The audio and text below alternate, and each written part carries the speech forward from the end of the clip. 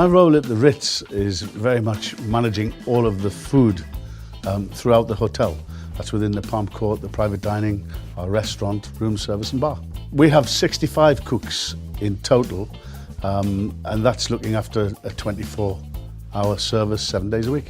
The reason we actually thought about investing in the kitchen was very simple. Over the years, the business had grown to such a degree that we were keep adding bits of equipment on, and it had got rather untidy. That obviously, the more equipment you put in, the hotter it gets. So the comfort of the staff, the cleanliness, the hygiene, the whole working systems were all important in our thought process of how we actually would move forward. I think when we were planning the kitchen, I first of all said, this is the way that I cook. However, you have to think about the future. It's not about John Williams, it's about the Ritz. It's a hotel kitchen, it's not a personalized environment. So you're thinking about the future, you're thinking about the outlets, and you're thinking about the style that is required for the Ritz. So with that in mind, we sat down and started looking at the stoves first of all.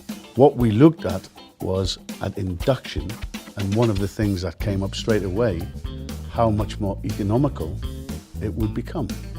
And that was a very important factor. The speed difference between gas, a gas stove or a plaque, to induction is probably 4 times. It's that quick. We actually looked at all of the induction elements. I had the stove tops, the plancha, which was a very important factor for us. The plancha cooking and the removal of all the pans that we had. It was incredible the amount of pans that we actually used to use. The other things, of course, is the style of oven. We have our own little, you can call it a water bath, but it's a water boiler. But the changes in temperature become very high to a very rapid boil, right down to about 40 degrees. And if you want to cook at 40 degrees, you can cook at 40 degrees. So it's utilizing that technology which will help us move forward with the way that we really want to move forward.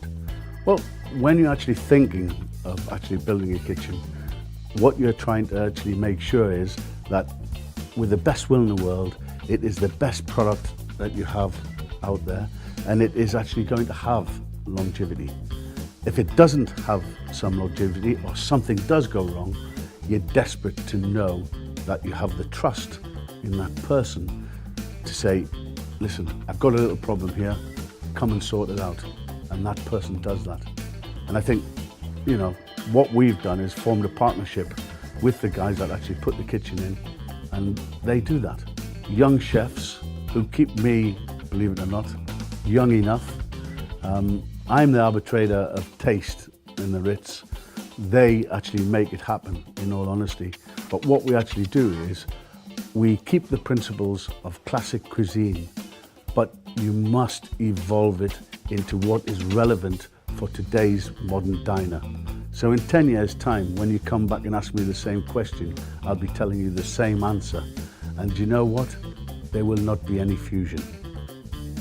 It must be classic British, French kind of cuisine.